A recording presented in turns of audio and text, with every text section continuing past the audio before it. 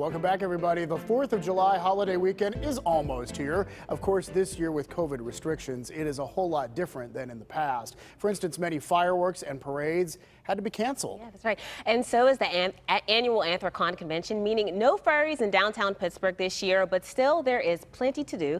And here with us is our PTL weekend guide. Sean Collier is here with all of that. Hi, Sean. Yeah. Welcome back. Thanks for having me. Normally, I still feel connected to you because of my PTL coffee mug. I'm the only one without bacon on a stick, so I'm a little... Okay, it's on the way. We're having it ushered over. It's so good, Sean. Yes. All right, we want to ask first about the Heinz History Center because there's something really impressive going on there. Yeah, the Heinz History Center is reopening, of course, after several months off.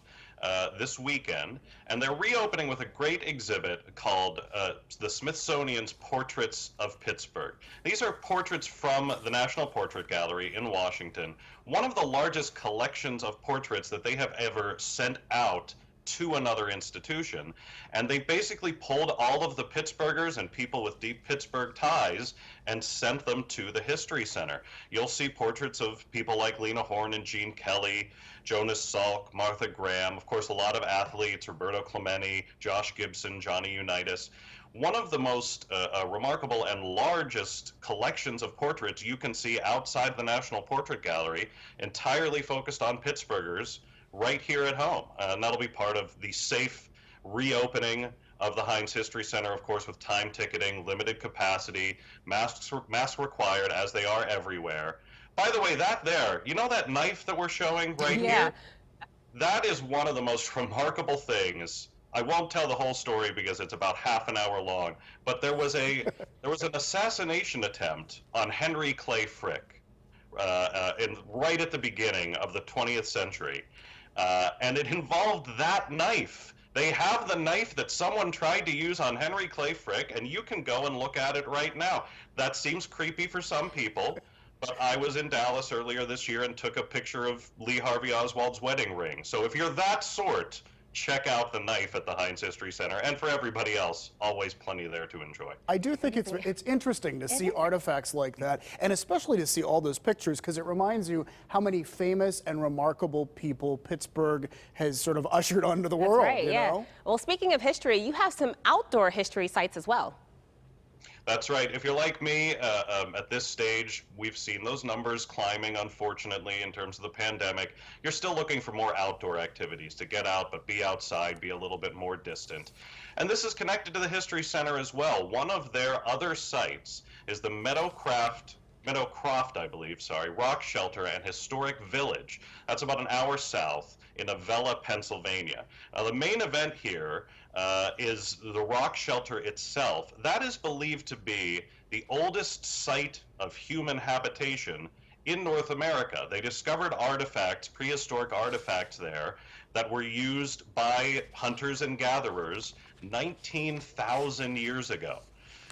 So this is some deep, deep history, but you also get a little bit more recent at the historic village there. You're seeing part of their 19th century village where you can kind of look at frontier scenes. They have an indigenous village recreated from the 16th century. This is a great way to get a little bit of history and mostly stay outdoors. Probably a site that you might not have visited so far. Perfect for the July 4th weekend if you're looking for an outdoor activity. And I didn't know, I learned so much from you, Sean Collier. I did not know the oldest historic site like this in all of North America. It's right here in our area. They've dated those. They found some tools and artifacts there and carbon dated them 19,000 years. So you're talking about the year 17,000 BC. So hard to get older than that. Yeah, and Sean, you've been spending a lot of time at the drive-in theater. Matter of fact, like at least multiple times per week, right? I am now going twice a week. Saturday was Beetlejuice, and Tuesday was Jurassic Park. That's what's getting me out, is some of the classic movies that are being shown. There haven't been a lot of newer films out recently, so a lot of the drive-ins are open and showing classic movies. This is one of my favorites, Brownsville Drive-In. Also about an hour south. It's in Grindstone, Pennsylvania, but an easy drive. This is a beautiful location. You're seeing it here in the I believe in the early spring, but now those leaves are blooming. It's a beautiful hilltop location to see a movie. They've got a great snack bar. We ordered a pizza. I've heard intense endorsements on the cheese fries. So you can get some great snacks and see a double feature. The one for this weekend, they're doing a double feature of The Wizard of Oz and Willy Wonka and the Chocolate Factory. So two all-ages classics, especially if you have kids who haven't seen those two. What a better way to introduce them than a trip to the Brownsville Drive-In this weekend. Oh, The Wizard of Oz. I could watch that every week. I remember growing up, I would watch it every year. I think CBS would have it on every year. And really, I also remember going to the drive-in as a kid. And what wonderful memories. It'd be neat to do that again, and it might be something a lot of families wouldn't have done had we not been in this situation. I agree.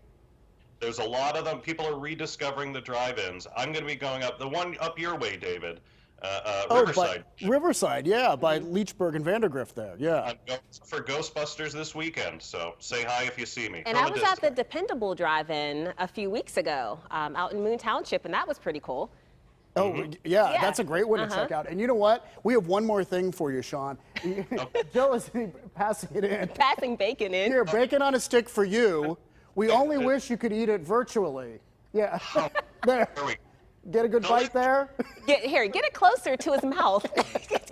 All right. Thanks for putting up with our shenanigans and for filling us in on the weekend, Sean. Of course. See you next week. All right. We'll see you next week. And of course, Sean brings us our PTL Weekend Guide every week, and you can find out more about all the events Sean mentioned at PittsburghTodayLive.com. Now, what am I going to do with this big bacon on a stick? I don't know. Well, stay with us, because just ahead, we can tell you where you can find a free summer concert series, and it kicks off with the Clarks this weekend, followed by other top acts. We'll also get a check on our weekend weather for those drive-in movies and holiday plans. Ron Smiley has our local forecast when PTL comes right back.